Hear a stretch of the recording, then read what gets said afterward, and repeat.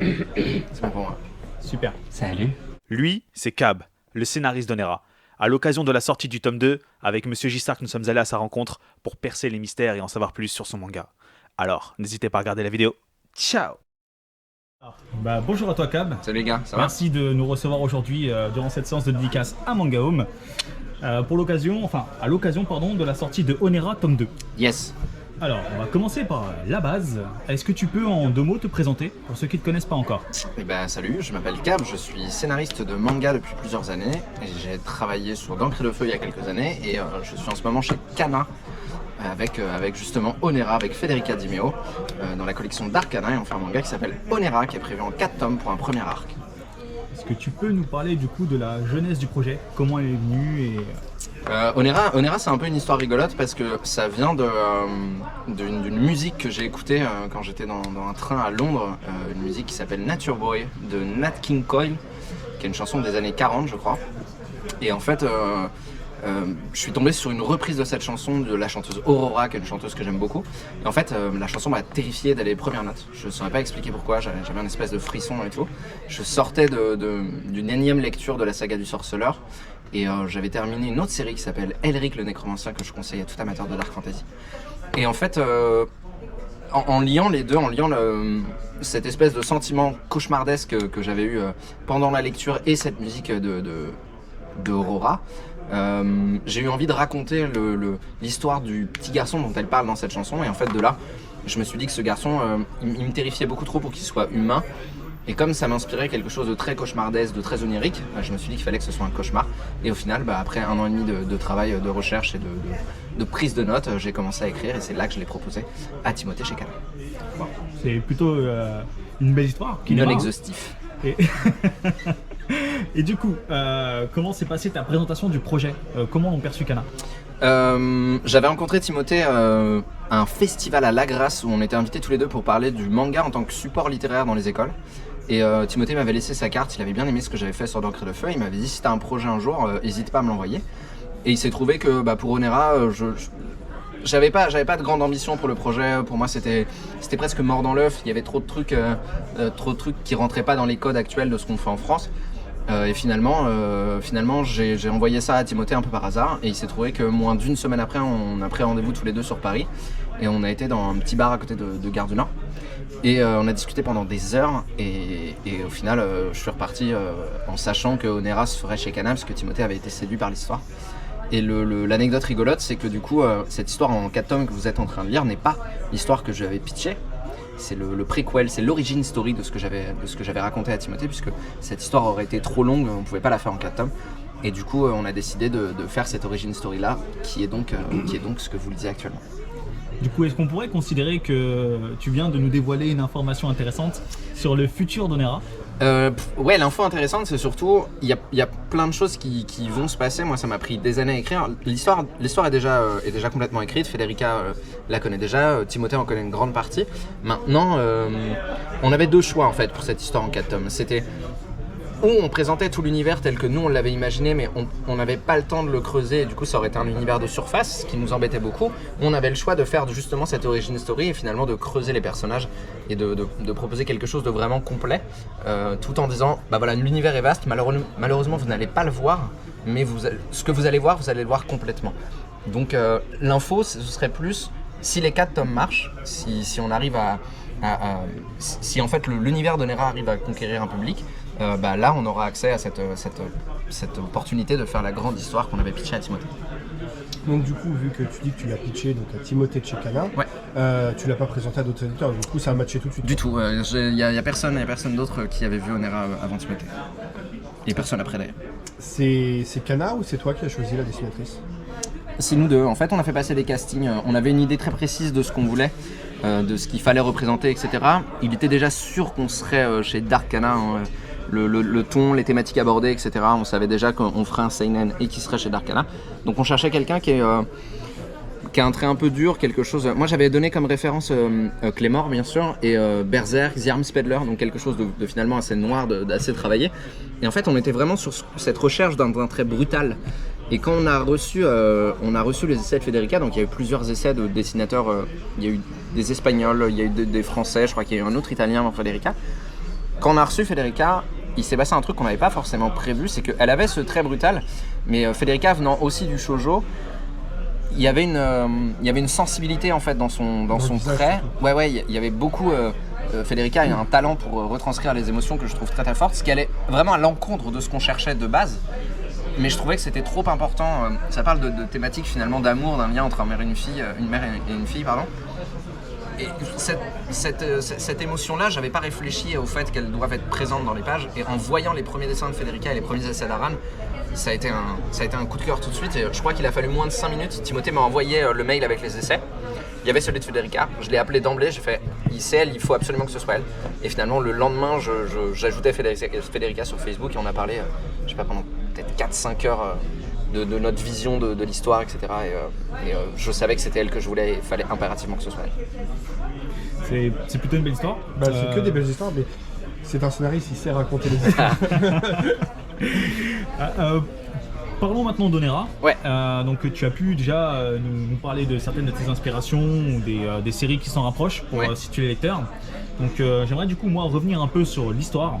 Donc c'est vrai que l'histoire démarre assez fort avec une petite quête de l'héroïne.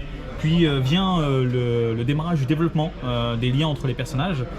Et il termine en apothéose par un vrai cliffhanger qui du coup nous pousse à nous orienter vers le tome 2.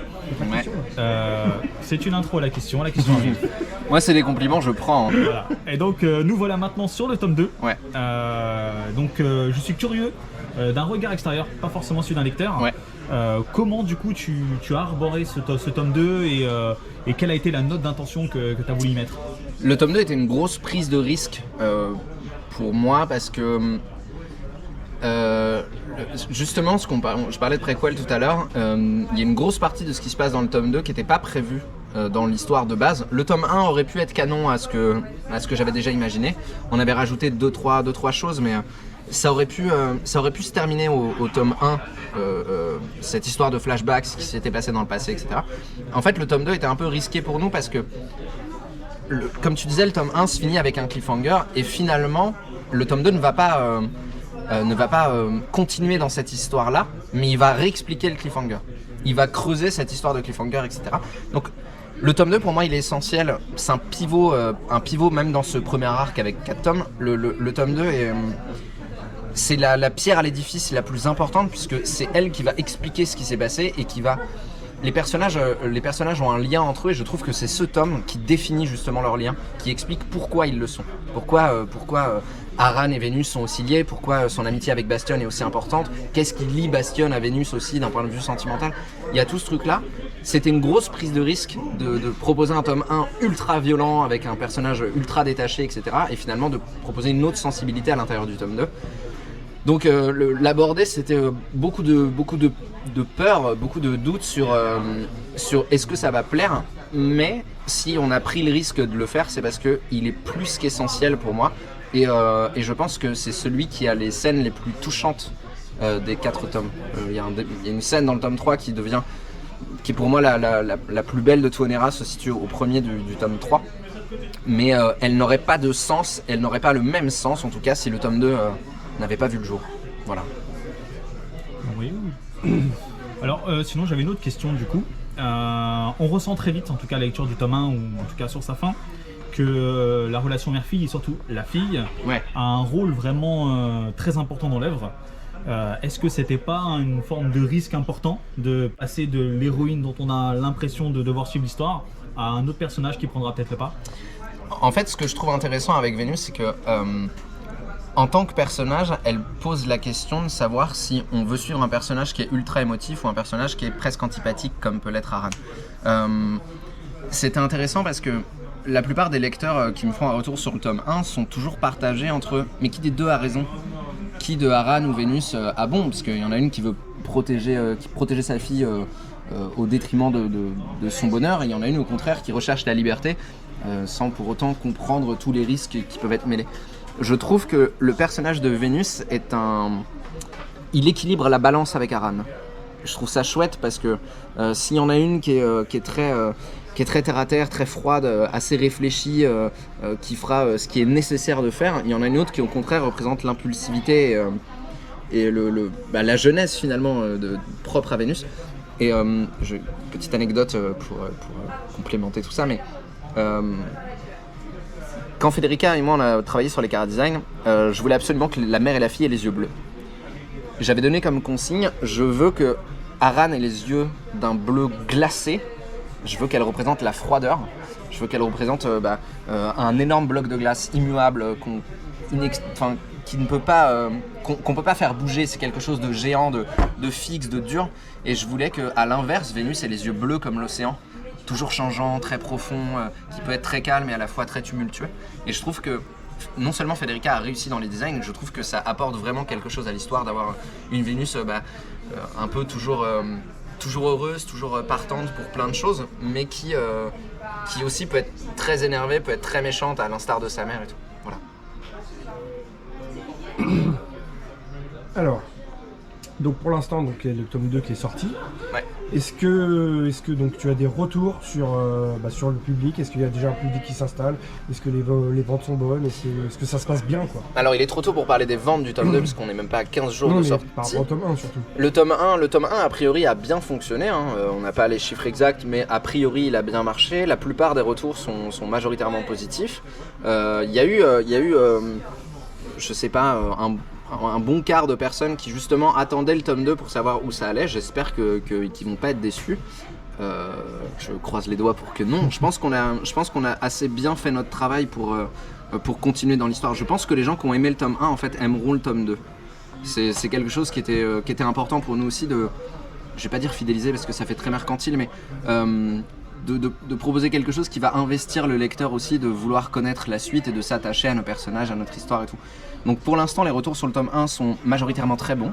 On espère que les retours sur le tome 2 le seront aussi. On en a eu déjà quelques-uns là qui étaient positifs. On attend. On entend du bien. Ouais, c'est vrai. Et ça fait super plaisir. J'espère que ça va durer. On est à quoi, une semaine de sortie je crois, à peu près. On est quel jour, jeudi? On est à moins on est à 6 jours de sortie là. Donc pour l'instant on croise les doigts, on a que des retours positifs pourvu que ça dure. T'arrêtes pas de nous raconter des anecdotes. Est-ce que t'as une anecdote un peu rigolote sur ta carrière, sur l'œuvre, sur quelque chose? Il y a une anecdote rigolote sur Onera, c'est la scène de sexe à l'intérieur du tome 1 n'était pas dans le scénario, c'est Federica qui a décidé de l'ajouter. C'était pas de moi à la base, elle était suggérée en fait. C'est chaud, les Italiens. Elle était très suggérée et en fait Federica a décidé, à la base, Aran chuchotait un mot à l'oreille de la serveuse et cut, on tournait la page et on retrouvait la serveuse nue dans le lit et on voyait Aran se lever et dire ouais je dois partir. On comprenait qu'elles avaient eu une folle nuit d'amour et en fait Federica a dit non il faut qu'on l'assume à fond. En plus on n'a pas de restriction de censure, on fait un CNN chez Dark Allen, on peut le faire, faut qu'on le fasse. Et du coup cette scène de sexe, cette page où il y a la scène de sexe entre les deux femmes n'est pas de mon imaginaire mais c'est celui de Federica. Voilà. C'est vrai que c'est plutôt drôle de l'apprendre de cette manière. Ouais. Mais c'est une bonne chose d'assumer complètement en fait la tournure d'une œuvre et d'y aller à fond pour que le lecteur puisse vraiment voir ce que vous aviez en tête réellement et pas. Il y a ça parce que le mystère du tome 1 sur Aran est homosexuelle, elle n'est pas bisexuelle, elle est vraiment homosexuelle. Donc tout le truc de elle a une fille devait aussi susciter la question de ah bon, elle a une fille, c'est étrange, tu vois. Et du coup, pour nous, c'était intéressant aussi de montrer qu'elle est une femme libre et qu'il n'y a pas de... Dans le monde d'Onera, ce n'est pas quelque chose d'anormal, etc. Ce qui ne devrait pas l'être dans notre monde aussi d'ailleurs. Mais on voulait vraiment... On tenait pas à dire ouais, on a fait une héroïne homosexuelle, on est très LGBTQ+, etc. C'est pas le cas. C'était juste pour dire... en fait c'est normal et on peut faire ça dans une œuvre, dans un manga en France et c'est ok, tu vois. Voilà. Alors, question que je pose à un petit peu tout le monde. Si tu étais un animal, tu serais quoi? Un renard. Développe. Un renard parce que je trouve que c'est un animal qui est faible de prime abord, qui doit faire preuve de ruse, d'être un peu malin pour survivre. Et ouais, je m'identifierais pas mal à un renard. C'est un peu solitaire, ça aime pas trop le social, etc. Donc je m'identifie pas mal à ça. Après, j'essaye de plus en plus d'être un chien que de rester renard. C'est super. Concernant du coup la préquelle prévue en 4 tomes, ouais. C'est bien ça, chez ouais, Kana. Donc on doit s'attendre à une histoire quasi complète sur l'origine de cette œuvre. Il y aura, il y a une fin à ce premier cycle. Évidemment, il y a une fin ouverte. Il y a des questions qui vont pas forcément rester en suspens parce que c'est pas les questions primordiales, etc. Mais toute cette histoire autour de Vénus qu'on retrouve dans le tome 1 et 2 trouvera sa conclusion dans le tome 4. Il n'y a aucun souci là-dessus. C'est juste qu'il y aura une fin ouverte et le potentiel pour faire quelque chose de plus grand avec une histoire plus grande, justement dans lequel cette petite histoire s'inscrira. On espère. J'espère aussi de tout mon cœur. Un dernier mot? 7,55€, c'est vraiment une bonne œuvre et franchement achetez-le, c'est cool. Voilà. Et lisez Hunter x Hunter aussi. C'est pas ça. Ouais, lisez Hunter x Hunter. C'est très bien. En plus je suis corporate parce qu'il est vraiment chez Kana donc c'est nickel ça. Merci lisez à toi. Onera, lisez Hunter x Hunter et abonnez-vous.